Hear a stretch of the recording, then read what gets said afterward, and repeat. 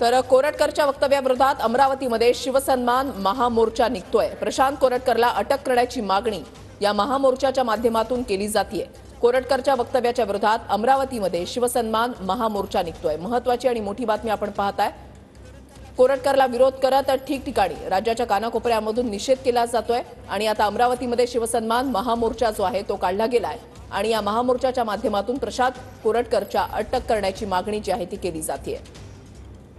स्वप्नील उमाप आमचे प्रतिनिधी या संदर्भातली अधिक माहिती देतील। स्वप्नील,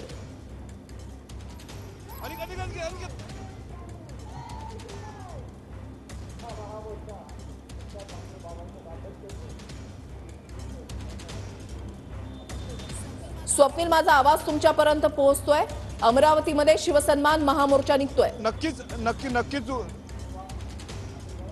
नक्कीच वृषाली, आपण जर पाहिलं ज्या पद्धतीनं जे वक्तव्य आलेलं आहे प्रशांत कोरटकर त्यानंतर शिवप्रेमीमध्ये जो आहे तो आक्रोश पाहायला मिळतोय। अमरावतीमध्ये शिवसन्मान मोर्चाचं आयोजन करण्यात आलेलं आहे आणि मोठ्या संख्येनं या ठिकाणी जिल्ह्याभरातील शिवप्रेमी विविध संघटना आणि राजकीय पक्षाचे नेते सहभागी झालेले आहेत। स्वतः काँग्रेसच्या नेत्या यशोमती ठाकूर देखील या मोर्चामध्ये सहभागी झालेले आहेत।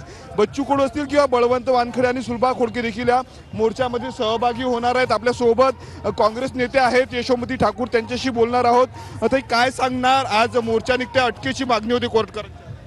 नाही, ते इतकं विचित्र बोलतात, खालच्या पातळीवर जाऊन बोलतात। इथं या महाराष्ट्रामध्ये खरं सर्वधर्म समभाव राहायला पाहिजे, पुरोगामी महाराष्ट्र म्हणतो आपण, पण जे लोक सत्तेत आहेत ते मुद्दामून या सगळ्या गोष्टी कळवून आणतायत।